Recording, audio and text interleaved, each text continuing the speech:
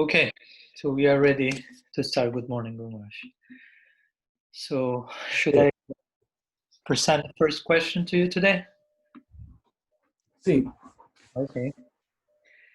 So, give me 1 second. So we have a question here to begin with from 1 minute.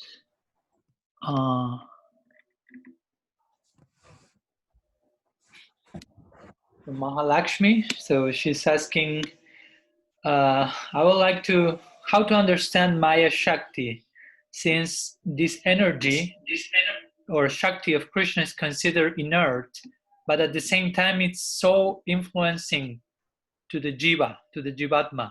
So sometimes I'm thinking about Maya Shakti as another aspect of the Swarup Shakti. I don't know if you could elaborate, she's asking you. Okay. I will translate. La pregunta de Mahalakshmi dice, ¿cómo entender a Maya Shakti siendo esta energía o Shakti de Krishna considerada inerte, pero al mismo tiempo tan influyente a la Jivatma? A veces pienso que es otro aspecto del Swarup Shakti. Entonces la pregunta es si podría desarrollar al respecto. Yes. Yes, so I think the idea is that matter is inert. And so the question is, if matter is inert, how can it function so as to influence and cover the jiva, which is conscious and not inert? Entonces el punto acá es que la materia es inerte. Entonces si la materia es inerte, ¿cómo es que la materia puede cubrir a la jiva, que es sustancia consciente? Entonces, ¿cómo una sustancia consciente como la jiva puede quedar cubierta por la materia que es inerte? But I don't think that just because something is inert, that necessarily means that it cannot influence a person. No, pero yo personalmente no considero que necesariamente porque algo sea inerte no quiera decir eso que no pueda influenciar a una persona necesariamente. And even though something may be inert, that doesn't necessarily mean that it doesn't have some movement, have some momentum, have some way in which it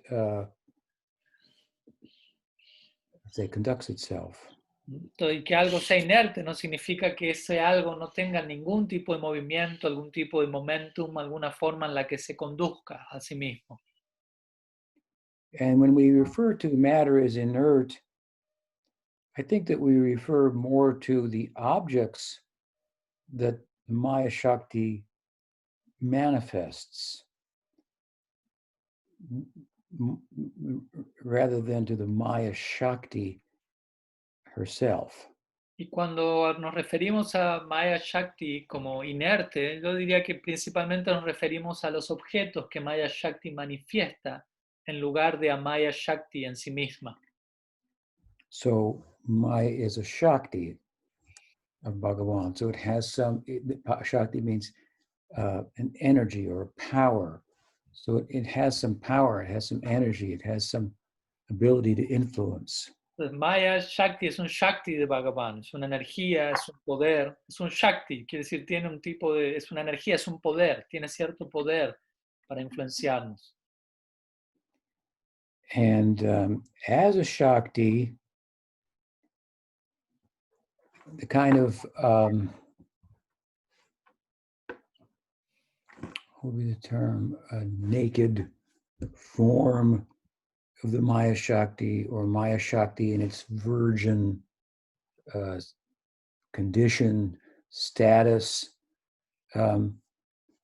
is, let's say, more alive and more conscious-like than the objects that are manifestations of the Maya Shakti. ¿No? Y en su condición, por decirlo de alguna manera, desnuda o virgen, Maya Shakti, como Shakti en sí, tiene una condición mucho más consciente, por decirlo así, semejante a lo consciente que los objetos inertes que se manifiestan a partir de Maya Shakti. for example, in modern physics, from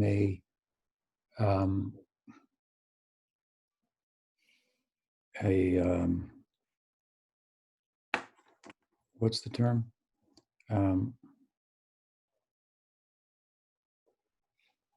Not classical physics, but Quantum. Quantum. From a quantum perspective, it's sometimes matter is described as a kind of a sea of potentiality.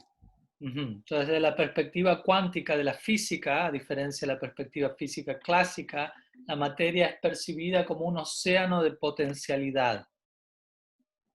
Which makes it more mind-like than gross matter-like, if you will. Y esta perspectiva hace a la materia mucho más semejante a la mente que a la materia burda, por decirlo así. And that said, even materialists who also assert that matter is inert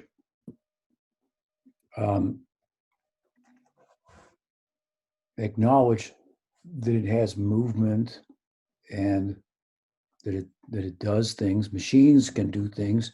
They're inert. Matter is described in the Gita as a machine. It's a machine that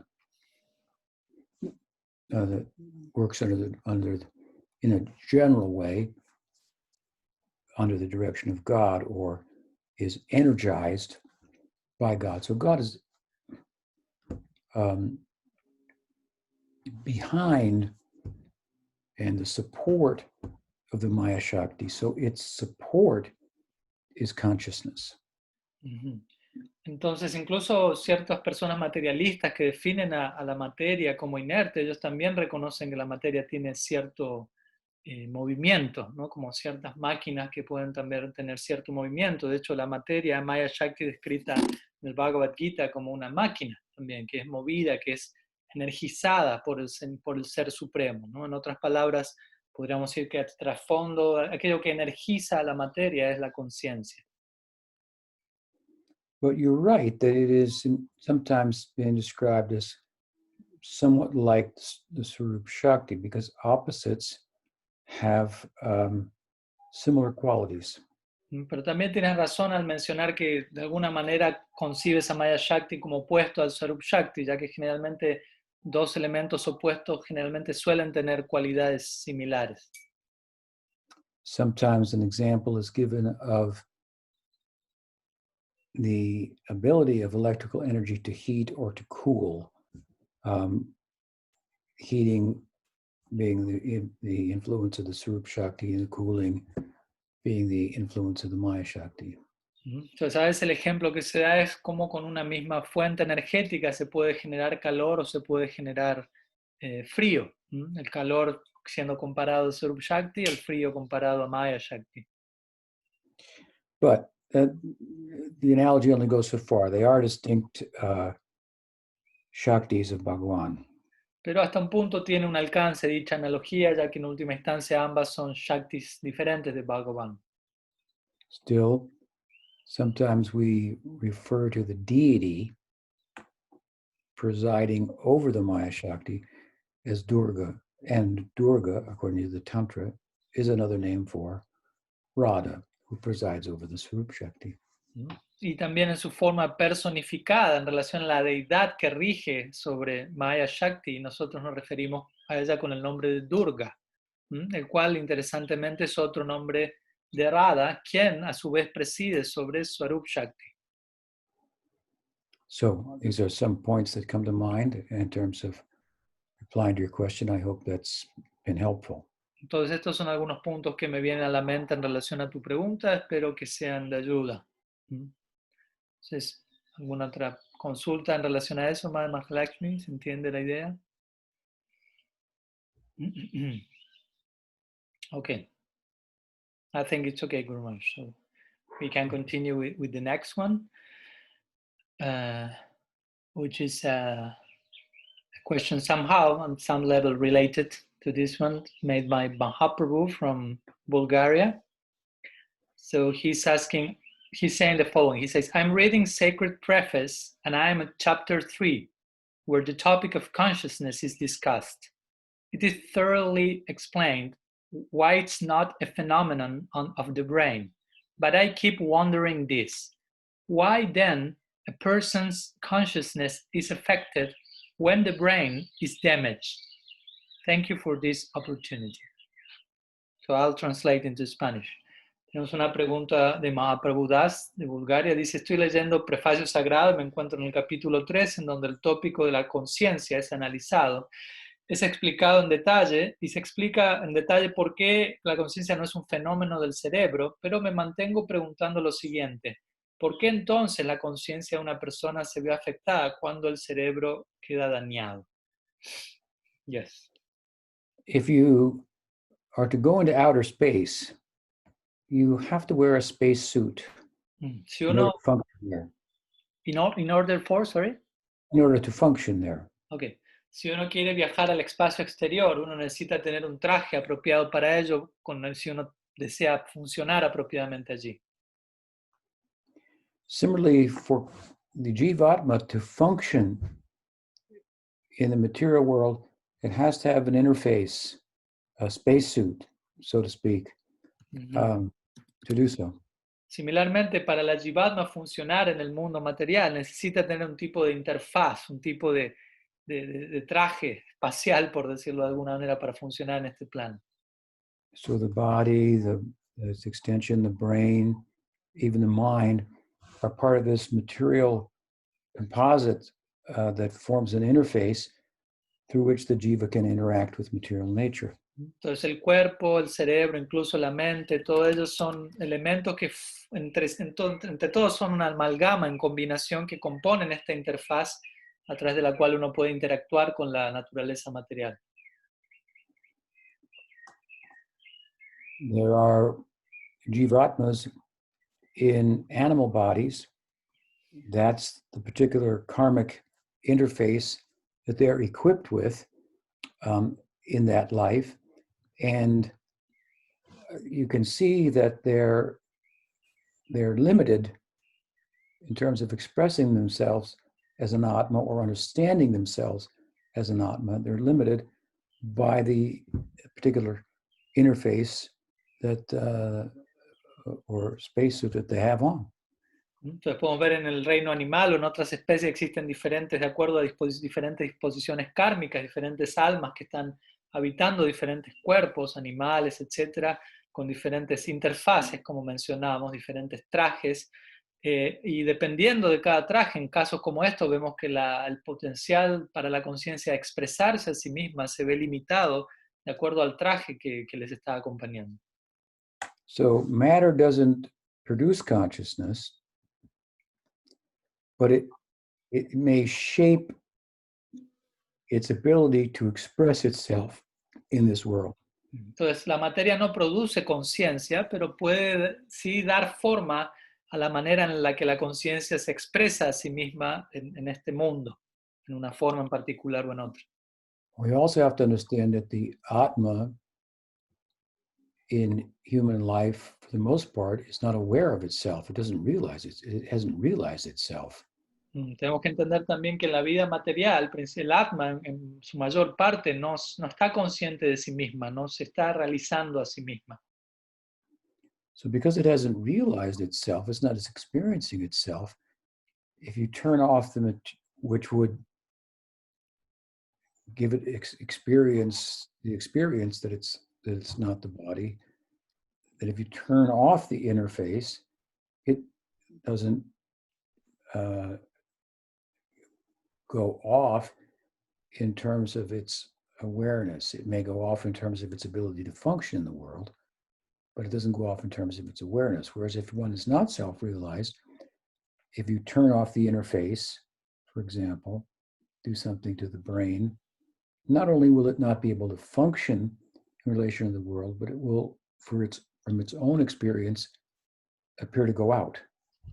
Entonces, en el caso de un alma que se ha realizado a sí misma, si uno apagase el cerebro, por decirlo así, esa alma, siendo que esa alma está en contacto con sí misma como alma, quizás esa alma no esté funcionando en relación a este mundo, pero está consciente de sí misma.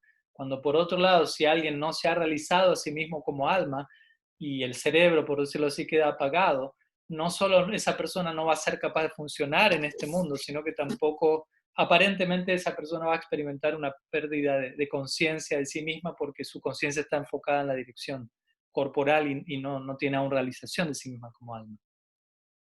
If you do not know what electricity is, and you experience the light in a lamp, but then you unscrew the bulb and the light goes off, you don't understand what electricity is, then you'll think the light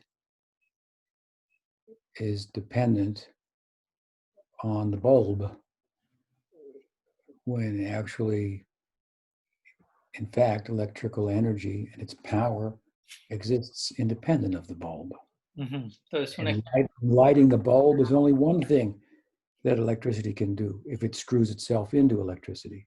Entonces, un ejemplo que sé aquí es si uno, por ejemplo, no sabe qué es la electricidad, pero uno ve una lamparilla de luz prendida y uno luego saca la lamparita, puede concluir, entonces la luz depende de la lamparita, la energía eléctrica depende de la lamparita, pero en verdad esto no es así, la energía eléctrica existe independientemente de la lamparita, pero por uno no conocer qué es la energía eléctrica, uno puede concluir erróneamente de esta manera. Y en realidad solamente el activar una lamparita es una de las tantas cosas que la energía eléctrica puede generar.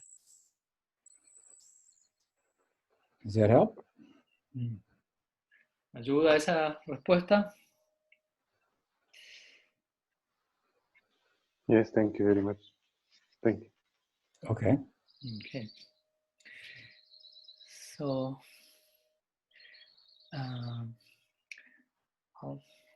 we don't have too many questions in Spanish today, so we have given space to some of the English ones. So Sumati has one question also. So Okay.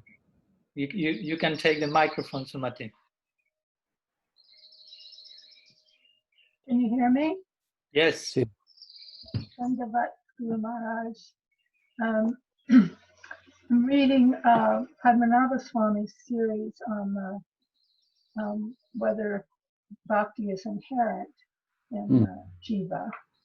And in part 4, he's saying that when one reaches the liberated state, becomes Satya Sankalpa, and they choose to have a body or have no body or have many bodies. So I was confused by that, but no, a liberated soul could have more than one body. Mm-hmm. The term Satya Sankalpa. I translate for us. Yeah. And also to clarify, in that section I'm quoting Baladev Vidyabhushan's Govinda Bhashya, basically, ¿no? Sí. Sumati preguntando que está en base a una serie de artículos que se han escrito recientemente sobre el Bhakti siendo inherente o no, se describe en la parte 4 que el alma que se vuelve Satya Sankalpa, que puede satisfacer sus deseos, puede optar por tener en la eternidad un cuerpo espiritual, no tener ningún tipo de cuerpo en absoluto, o tener más de un cuerpo. ¿No? Y la pregunta de ella tiene más que ver con este último punto, que nunca ya había escuchado acerca de esta posibilidad de tener más de un cuerpo en la eternidad. Entonces le solicita si la Tipura si puede elaborar al respecto. Yes. The term Satya Sankalpa means that whatever one wishes comes true. So that's a feature of a liberated person. El término Satya Sankalpa significa que lo que sea que uno desee se vuelve realidad. Es un aspecto que acompaña a una persona liberada. And it's in relation to the spiritual world. ¿No? Y el mismo se aplica en relación al mundo espiritual.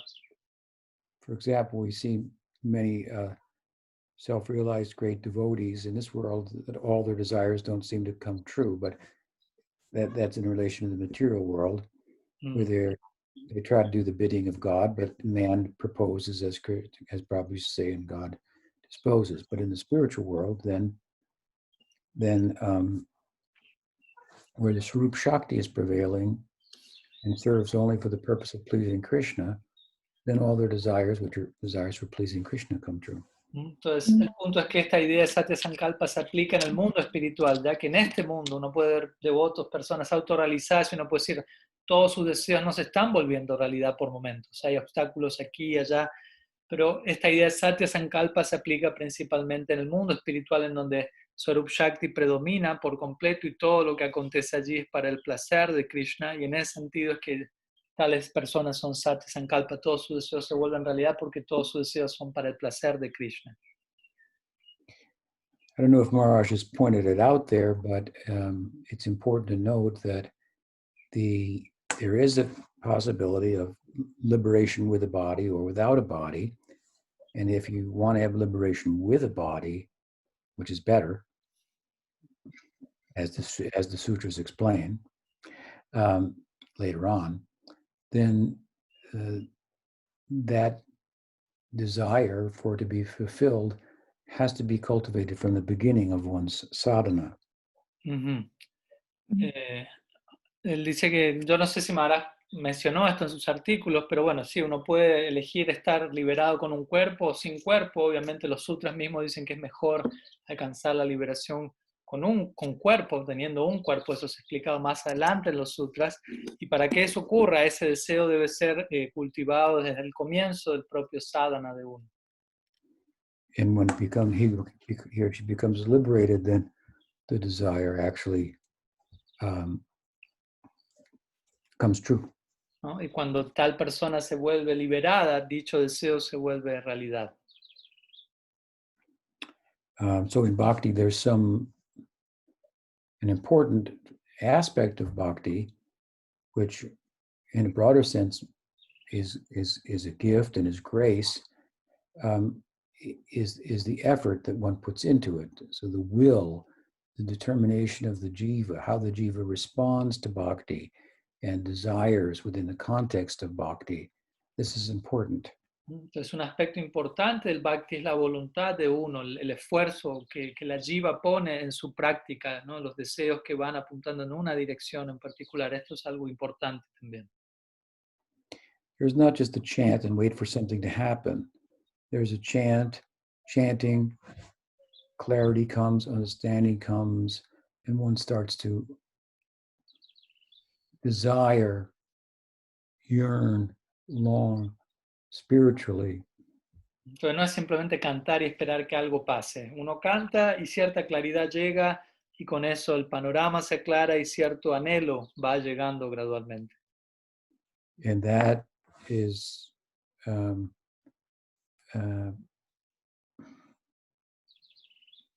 instrumental in bringing about the specifics of the desired result. Y eso es algo que actúa como instrumento para generar los detalles específicos del resultado deseado que uno tenga. But your question, I think, is more about the idea that one could attain one body or many bodies. Pero yo creo que tu pregunta tiene más que ver con la idea de que uno puede obtener no solo un cuerpo, sino incluso muchos cuerpos. Right? ¿Cierto? Sí. Yeah. So, yes, that's true. But we are Gaudiya Vaishnavas. So how does that apply to Gaudiya Vaishnavism and the opportunity that comes to us from that sector, that section of the spiritual world, from Goloka? Sí, eso es cierto, uno puede tener más de un cuerpo, pero el punto es cómo se aplica eso para nosotros como Gaudiya Vaishnavas en relación a la oportunidad que llega a nosotros desde ese sector en particular de Golok, a través del cual nosotros nos conectamos con nuestro ideal. There, Baladev is citing a particular statement from the Upanishads that's more broad in its focus than being focused precisely and specifically and narrowly on Gaudiya Vaishnavism. Yes, there, allí Baladev está citando presentando una cita de los Upanishads que en un sentido es más amplia en su foco que el foco más específico, puntual, estrecho, si se quiere, que nosotros como Gaudiya Vaishnavas estamos enfocados.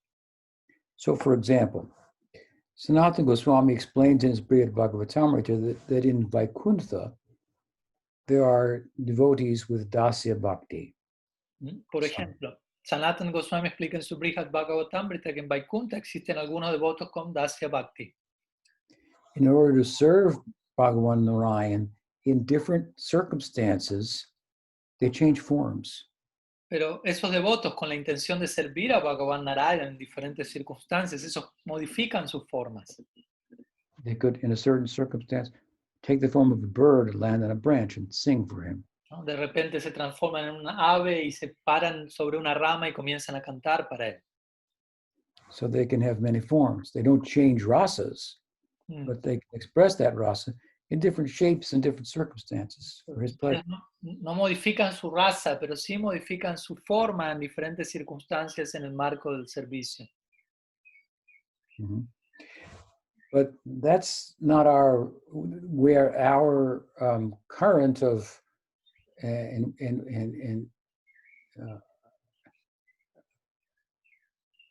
our opportunity through Gaudiya Guru Paramparas is coming from. Our opportunity is coming from Goloka. So then look what goes on there. Pero la oportunidad que llega a nosotros no está viniendo de allí, de Vaikuntha, ¿no? Está viniendo de Golok. Por lo tanto, estamos interesados en cómo son las cosas allí. And there we're interested in, within Goloka, in particular, we're interested in the Braja Lila. Y en lo que es Goloka, en particular, nosotros nos encontramos interesados en lo que es el Braja Lila. And there in the Braja Lila, one can have a spiritual form corresponding with a particular rasa to serve in Braj. Y allí uno puede tener una forma correspondiente para servir en Braj, una forma en particular para servir dentro de ese lila. The statement from the Upanishads doesn't mean in relation to Braj that you can have many forms in Braj. ¿No? El verso de los Upanishads que se citó no significa que uno puede tener muchas formas en Braj. However, if we look deeply into the Braj Lila, what do we find? Pero sin embargo, si miramos profundamente en el Braj Lila, ¿qué es lo que encontramos allí? There we find Gaur Lila. ¿Qué encontramos? Encontramos Gaur Lila. For which you need another form. Para el cual tú vas a necesitar otra forma. Now you have two. So ahora tenemos dos formas. So that's more than one. So ahí ya tenemos más de una. So you can have more than one form. Entonces sí, puedes tener más de una forma. Bhagavan Shri Chaitanya Mahaprabhu ki jai. Jai. Thank you. So, let me see.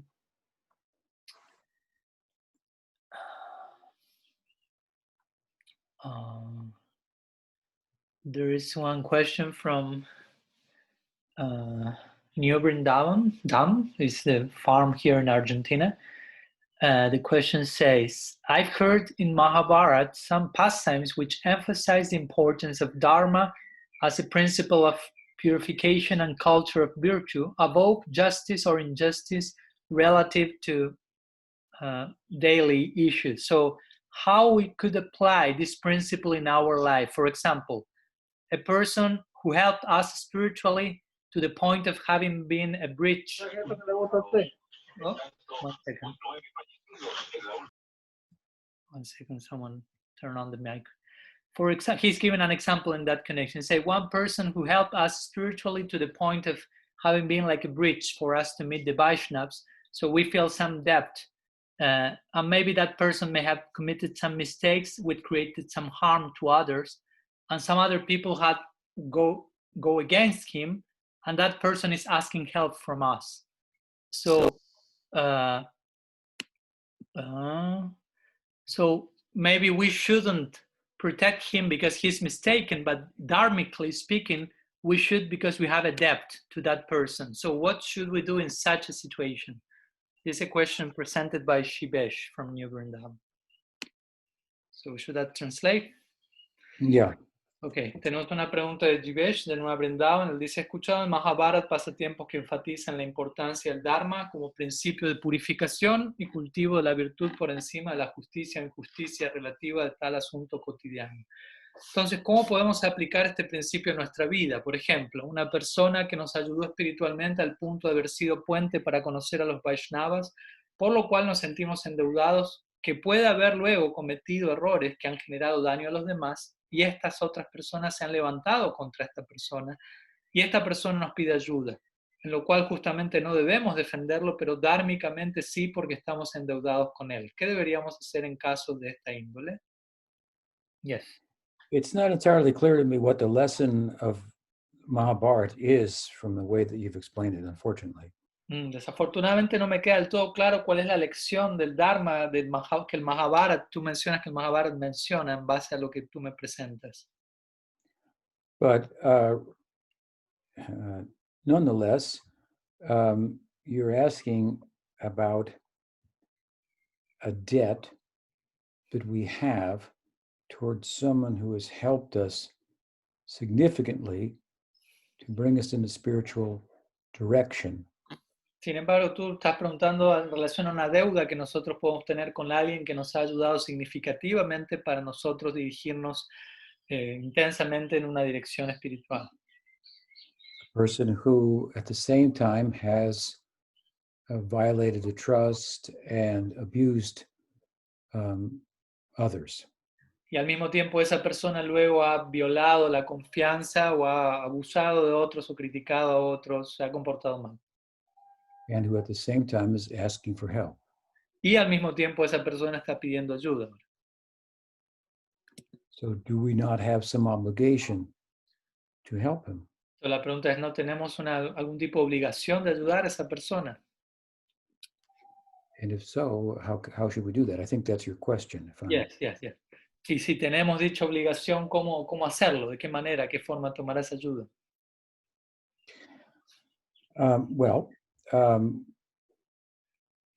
I think there are different ways in which we can help such a person, and they may be different than what he or she thinks is help. Entonces yo creo que hay muchas formas en las que uno podría ayudar a esa persona y considero que puede tomar formas diferentes de lo que esa persona pueda creer que sea la ayuda que pide o que necesita. Let's say a person is addicted to drugs, to heroin. Por ejemplo, demos un ejemplo. Una persona es adicta a las drogas, a la heroína. And as a result, he's abusing himself and others. ¿No? Y como resultado de eso se está dañando a sí mismo y a otros.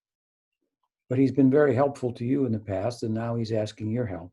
¿No? Pero es alguien que ha sido mucha ayuda a ti en el pasado y ahora está pidiéndote ayuda a ti en este momento. Because of the help that he's given you in the past, you actually feel a debt towards him, honestly. ¿No? Y debido a la ayuda que esa persona te dio en el pasado, honestamente tú sientes en el presente una deuda para con esa persona. And now he's asking for help. Entonces esa persona ahora te está pidiendo ayuda. But his request for help is that you bring him some heroin. Pero el pedido de ayuda que te hace esta persona es que le traigas por favor un poco de heroína. Is that a good idea? Entonces, ¿es eso una buena idea? Is that going to help him? ¿Va a ayudar eso, lo va a ayudar eso a tu amigo? Yes, we should help him, but not a help to continue his illusion. Sí, debemos ayudarlo, pero no brindarle un tipo de ayuda que extienda su ilusión. Not help him to continue to minimize, rationalize away his problem. Entonces, no lo tenemos que ayudar a minimizar o a tratar de evadir su problema. But if he won't take actual help and only considers help, give me heroin, then you're not doing any wrong by not bringing him heroin. Pero si esa persona no acepta ningún tipo de ayuda, aparte de pedirme, tráeme más heroína, entonces tú no le vas a estar haciendo a esa persona ninguna ayuda por traer eso, y más bien no vas a estar fallando en nada por no hacer eso. I mean, maybe you could give him a little in the beginning, or give him, I don't know, they have a medicine for, what's it called? For heroin addicts Mm, that has a similar effect, but takes them down easily. mm, You could, if you were expert, you could give him something like that. You could try. Entonces quizás uno no le da heroína, quizás le puede dar hoy en día hay una medicina que a veces le dan a los adictos a heroína para que gradualmente la vayan superando. Entonces si tú eres un experto en esto, puedes administrarle un poco de eso es otra cosa. But only with the understanding that he has to give up the heroin, he has to completely acknowledge is wrong about that, change his ways entirely, and so forth. Pero únicamente le vas a administrar eso en el marco de la abstinencia para que eventualmente esa persona pueda dejar esa adicción, pueda cambiar por completo sus hábitos, etcétera, en esa dirección, con ese entendimiento. Otherwise, in the name of helping him, you're only facilitating his problem. Pues de otra manera, en el nombre de ayudar a esa persona, lo único que vas a estar haciendo es facilitando su problema. So sometimes love may appear harsh. Entonces, por momentos el amor puede verse como algo áspero. For example, renunciation, detachment, doesn't look on its face like love. Por ejemplo, la renuncia, el desapego, no se ven a sí mismos de manera externa como amor, de But manera really, explícita. it's the first step in the direction of love. Pero en verdad ellos representan el primer paso en la dirección del amor. It's a step back from which you can get a broader perspective of what the situation is in the first place. De hecho, representa dar un paso hacia atrás, desde el cual uno puede contemplar de una manera más amplia el panorama y entender más claramente qué es el amor. When we're too attached, we're too close to it, we can't see it objectively. Cuando estamos demasiado cerca a algo, demasiado pegados a algo, a alguien, no podemos entender eso objetivamente. So when you give up the world and become a transcendentalist, and your parents say, "What, you don't love me anymore?" ¿No? Entonces, cuando tú dejas atrás el mundo, te vuelves un trascendentalista, quizás tus padres te digan, ¿ya no me quieres más? You talk about love, love, love, but what about us? ¿No? Los padres te pueden decir, tú estás hablando acerca de amor, amor, amor, pero ¿y qué acerca de nosotros? I used to make you nice burritos and with meat, and you used to like it. So now you don't like it. ¿No? Quizás tu madre o tu padre te diga, yo te solía hacer burritos muy ricos con carne, etcétera, y ahora ya no te gustan. ¿Por qué no? So you don't love me? ¿No? Entonces eso significa ya no me quieres. Quizás te digan eso. Obviously, we have to say, well, you don't, know what you are. We're seeing you differently from what you think you are, and we love you on that level. ¿No? Y obviamente la respuesta es no, sí, uno los sigue queriendo, pero más bien ahora uno los está viendo de otro nivel, está viéndolos por lo que ellos realmente son y uno los está queriendo en ese nivel. So sometimes the ways in which we need to show love in a certain circumstance may, on its surface, look like you're not showing any love at all. Entonces, por momentos, la forma en la que necesitamos demostrar amor, afecto en ciertas circunstancias, en la superficie parece verse como si no estuviésemos mostrando ningún amor en absoluto. The addict says, if you love me, then give me heroin. ¿No? Como decíamos, el adicto nos va a decir, si tú me quieres, dame heroína. Look, I'm sick. My body is hurting. Heroin will stop it. Give me some. ¿No? Ellos van a decir, mira, el cuerpo me está doliendo, mi cuerpo se está dañando, la heroína va a detener ese dolor, dame heroína. But no, we shouldn't do that. That's Pero not a real expression of love. Pero no deberíamos hacer eso no será una expresión real de amor.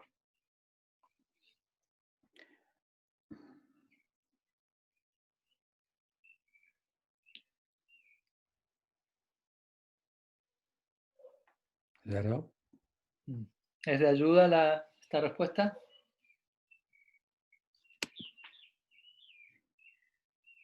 Okay. Yeah, I think so. And instead of giving the heroin, you set a better example. Give it time. Give it time, set a better example, and hopefully that person will notice that example and learn from it. En lugar de darle heroína a esa persona, dale un mejor ejemplo de tu parte y dale tiempo y un mejor ejemplo, y idealmente esa persona pueda inspirarse, aprender de eso también. It's always the right time to do the right thing. Es siempre el momento correcto para hacer la cosa correcta. Don't put it off till later. No lo demores para después. Okay, thank you. So we have one question from Govinda Mohini Dasi. He's saying how we could go deeper in our practice in such a way that the activities of our daily life, which are not bhakti in themselves, may start to become bhakti and may nourish our bhakti also. I'll translate. Govinda Mohini pregunta, ¿cómo podemos profundizar en la práctica para que en nuestra vida cotidiana actividades que no son propias del bhakti comiencen a formar parte de él y lo incrementen? Well, really, that's a natural result of deeper and deeper practice. Bueno, eso en verdad será un resultado natural de una práctica cada vez más profunda. So the more you really seriously apply yourself to the hours of your actual direct practice, the more you're going to get from that, and the more that's going to carry you, in the course of the day in your everyday dealings, and influence those dealings and enable you to see things that happen to you as reminders of what you are, who you are, what you want to be, what you're doing, and lessons also that correspond with the teachings that you're cultivating. Entonces el punto es que cuanto más energía y tiempo dediques a las prácticas directas, ¿no? Cuanto más te aboques a las horas al día que estés dedicado a las prácticas directas del bhakti, eso más se va a extender en el resto del día, en las demás jornadas del día, y en base a eso vas a ser capaz de extraer diferentes, a conectar, ¿no? Lo que te pasa en el resto del día con tu ideal, a extraer enseñanzas que te recuerden quién eres, quién quieres ser, ¿no? En el marco de las diferentes situaciones que te van pasando en el día a día. I don't want to minimize your question, but you're kind of asking me how can we become more Krishna conscious? No deseo minimizar tu pregunta en absoluto, pero básicamente tú me estás preguntando cómo me puedo volver más consciente de Krishna. But it's good to see that you have a sense that your practice, like say, for example, chanting japa, your sitting should not be separate from your walking. Pero en ese sentido es bueno que tengas una sensación, un sentido de entender que de tu práctica, por ejemplo, el canto de japa, no lo veas separado el resto del día, ¿no? Y en ese sentido él dice que tu sentada en relación a la japa no sea diferente de tu caminada, como diciendo, tu práctica de japa no sea distinto de todo lo que hagas luego de esa práctica. Your sitting should influence your walking, and your walking should complement and influence back positively upon your sitting. Entonces, lo que tú haces estando sentado en el marco del japa debería influenciar lo que hagas luego al pararte, y aquello que hagas cuando estés parado debería ser hecho de tal manera que ello influya positivamente para cuando vuelvas a sentarte en japa. So if we know that and we have that on our mind, then we're certainly in a better position than if we don't. Entonces, si sabemos eso y lo tenemos presente en nuestra mente, vamos a estar desde ya en una mejor posición que de no saberlo. But it should be clear to us that stop and think about it, that if we aren't connecting these things as you are, which is very laudable, then we should take a look and see, I've gone out, I've done this, I've listened to that, I've tasted this, I've seen this, I've spent my central energy on all types of things. Now I come back and sit and chant. And do I just, hear the holy name, or do I hear some other music, some other thoughts of other people, other things? And if it's the latter, then my walking is not complementing my sitting. It's influencing my sitting, but it's not complementing it. ¿No? Entonces él dice que lo que tú estás sobre lo que tú estás preguntando es algo muy loable, que es la manera en conectar una cosa con la otra. Pues esto debe ocurrir. Si yo de otra manera me siento a cantar japa, pero al sentarme yo estoy escuchando en mi mente está sonando una música que escuché cuando yo estaba caminando, o estoy escuchando quién sabe qué cosa. Entonces lo que yo estuve haciendo mientras caminaba está influenciando negativamente mi sentada, por decirlo así, lo cual no debería ser el caso, sino que debería nutrirlo, como dijimos. So it's fairly easy to see how your walking, if you will, can be negatively influencing your sitting. Entonces, de esta manera podemos ver claramente cómo nuestro caminar, por decirlo así, puede influir negativamente en nuestra sentada, nuestro momento de sentarnos a cantar. All you have to do is sit and start chanting and see then what happens. No, simplemente tienes que sentarte y comenzar a cantar y ver qué es lo que empieza a pasar dentro tuyo. Then you could think, well, that I did. Now that's influencing my mind and coming on my mind when I'm chanting, which is not helping me. So I shouldn't do that. Entonces en ese momento tú te puedes dar cuenta y conectar, oh, aquella cosa que yo hice ahora está influenciando mi mente, ahora cuando estoy intentando cantar y eso no es bueno, no debería haber pasado, no debería haber hecho eso, y de esa manera empiezas a conectar, a reconocer. Or I should do it a different way. Y uno se da cuenta, no debería haber hecho eso, o quizás lo debería haber hecho de manera diferente. Narottam Das Thakur says that I will not listen to any other music other than Krishna conscious music. Think of that one. Narottam Das Thakur, por ejemplo, él dijo, yo no voy a escuchar ningún tipo de música que no sea música consciente de Krishna. Piensa en esa línea. I see all the time on Facebook, devotees are pointing out different musicians and so forth from their past sometimes and so on. This is not helping them to focus their minds on Krishna. Yo veo que en Facebook diferentes devotos están mencionando y destacando diferentes músicos del pasado que a ellos les gustan, etc. Pero eso no es algo bueno para su acercamiento a Krishna. But you can listen to nice kirtans about Krishna and listen to music. So that's a way, and for example, you could connect your walking with your sitting. Entonces en Bhakti tú puedes escuchar bellos kirtans en relación a Krishna y eso es música, ¿no? Entonces este es uno de los tantos ejemplos de cómo uno puede conectar su caminar con su sentar, por decirlo así. So I think that your sense that it's important to connect those two so that the walking complements the sitting complements the walking, and they're in harmony. And it's not like I have spiritual life over here and then I have material life over there. Your sense that that's important is going to help you to bring those two together. Yo creo que esta sensación que tú tienes de querer juntar uno con el otro, ¿no? Mi caminar, mi sentar es importante porque en verdad no es que tenemos por un lado la vida material y por otro lado la vida espiritual, sino que más bien tu pregunta tiene que ver cómo juntar a ambas concepciones y eso es muy importante. So it's a good insight on your part. Entonces es una buena realización de parte tuya. And, I've tried to say a few things to help underscore that.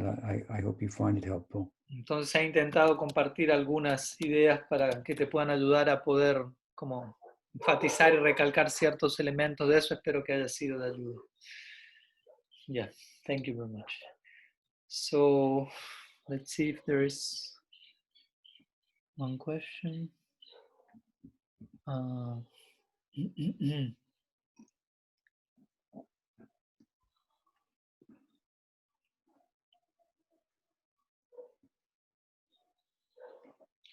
So there is one question from Annapurna, Guru Maharaj. So she's asking, I don't know if it was mentioned in the first question, I had some problems of connectivity, but in the later publication in Harmonist, Bhaktivinoda Thakur is praying to Yogamaya and not to Mahamaya. So if I understood properly, Yoga Maya puts pure devotees in illusion. So since many of us, we are not pure devotees, should it be better for us to first pray to Mahamaya than to Yoga Maya? That's a question. I translate. Ana Purna pregunta, en su nueva publicación en el armonista Bhaktivinoda Thakur le ora a Yoga Maya y no a Mahamaya. Tengo entendido que Yoga Maya pone en ilusión a los devotos puros, muchos de nosotros que no lo somos, siendo que muchos de nosotros no lo somos. ¿Es mejor entonces para nosotros orarle primero a Mahamaya que a Yoga Maya? We should not pray to Mahamaya to free us from Maya. We shouldn't.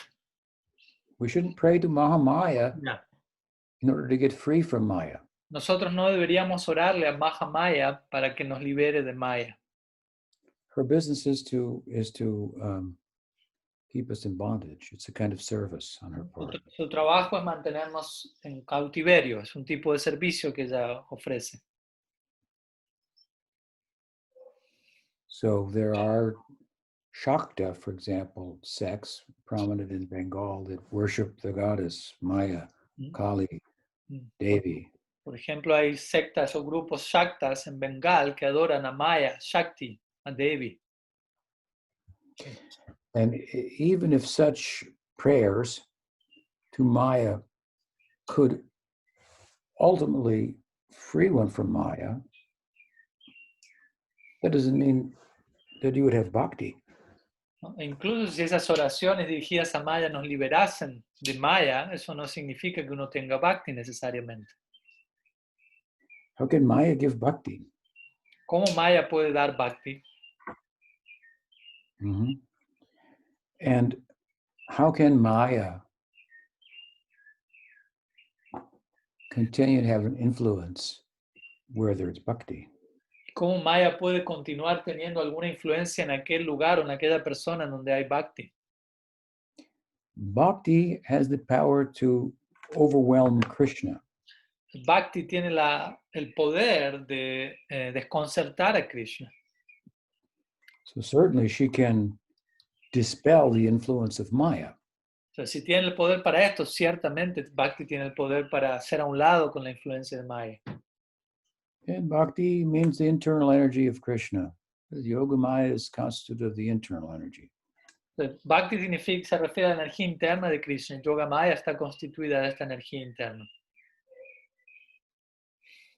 So we should pray to Yoga Maya, not to Mahamaya. Entonces deberíamos orarle a Yoga Maya, no a Mahamaya. Okay. So there is one last question from Omkar, so we can go with that one, Gurmash. I don't know, Omkar, if you want to take the microphone. I'm activating it for you.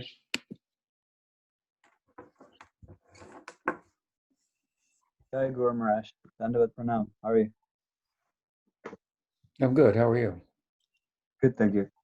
I wanted to ask you about faith or the development of faith. How does the faith start? How do we know that faith is starting to move from sort of tender faith that we feel sort of protective over our tender faith toward having more sort of experience-based strengthened faith? So is it kind of cyclical? Does it kind of just come back into always being sort of weak sometimes and sometimes stronger? Or when do we know that we've reached a certain platform? Can I translate? That makes sense. Yeah.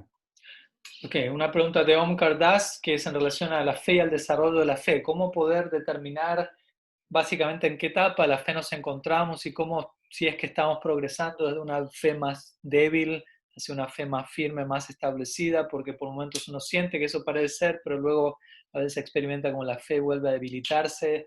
Entonces, ¿hay alguna manera en la que uno pueda realmente determinar esto? The stronger the faith, the more there is Sharanagati. Cuanto más fuerte o más grande la fe, mayor va a ser el Sharanagati. And that would mean, among other things, steadiness in our practice. Y entre otras cosas, eso va a significar una firmeza en nuestra práctica. And also, strong faith is faith that is, or conviction that is well reasoned according to the scriptural argument. Y también fe significa una convicción que es bien razonada de acuerdo al argumento de las Escrituras. Weak faith is not well reasoned and well supported by an understanding of the scripture. Una fe débil no está bien razonada ni bien sostenida por lo que es el argumento de las Escrituras. So those are a couple of examples of how to determine that one's faith is becoming stronger. Todos esos son algunos ejemplos de cómo uno puede determinar si la fe de uno se ha vuelto más fuerte. When our practice is deeper, we have deeper experience and our conviction grows. ¿No? Cuando nuestra práctica es más profunda, tenemos experiencias más profundas y nuestra convicción crece. In a sense, you're asking, how do you know if you're advancing in Krishna consciousness? Sí, en esencia, tú estás preguntando cómo yo puedo saber si estoy avanzando en conciencia de Krishna. When you advance in Krishna consciousness, you know it. Cuando tú estés avanzando en conciencia de Krishna, lo vas a saber.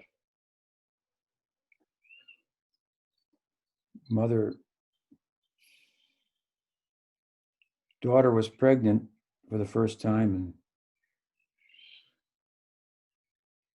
was due to come into labor soon. Un ejemplo que podemos dar es de una hija que está embarazada por primera vez y está a punto de dar a luz prontamente. And the daughter said, I'm going to take a little rest, mother. If I go into labor, wake me up. ¿No? Entonces la hija le dice a la madre, mamá, voy a descansar un poco, si necesito dar a luz, despiértame y avísame. Her mother only laughed. Y la mamá únicamente se va a reír ante eso. When you go into labor, no one has to tell you. ¿No? En otras palabras, queriendo decir, cuando te vayas a dar a luz, nadie va a tener que avisarte eso. No one has to wake you up. Nadie va a tener que levantarte, que despertarte. So sometimes that might be used as an example for understanding what is Bhava Bhakti, but it also applies to our advancement in Krishna consciousness. When we're actually making advancement, we know it. Entonces esta idea se aplica generalmente al logro de Bhava Bhakti, pero también puede aplicarse a etapas previas en relación a cuando uno esté haciendo avance. Cuando uno avance en conciencia de Krishna, uno lo va a saber. Still, without deep experience, our faith in our Krishna consciousness may be growing by way of building a foundation. Y al mismo tiempo, sin quizás tener ciertas experiencias profundas, nuestra fe, nuestra conciencia de Krishna puede que estén creciendo en la forma de uno estar construyendo un cimiento, una base de nuestro proyecto. So if we want to build a tall building, first we have to go down underground and build a foundation. Entonces, si por ejemplo queremos construir un edificio muy alto, primero en lugar de ir hacia arriba, debemos ir hacia abajo y construir una base, ciertos cimientos bien enraizados. So in that stage, when we're building the foundation, questions like yours may arise. ¿No? Entonces, en esa etapa en donde uno está construyendo estos cimientos, preguntas como la que me acabas tú de hacer pueden surgir. Experiences maybe of the building going up, it may be limited. ¿No? El uno tener una experiencia de que el edificio esté creciendo hacia arriba, aún todavía eso sea algo limitado. But we should be confident that we're doing the things that are necessary in order for that building to go up. Pero deberíamos tener confianza de que estamos haciendo las cosas que son necesarias para que dicho edificio vaya creciendo más y más. All right. So thank you all for your questions. Okay, bueno, muchas gracias a todos por sus preguntas. Yeah, thank you very much. See you next week. Yeah. Yes, Bhaktivedanta Tripurari Swami Maharaj ki jai.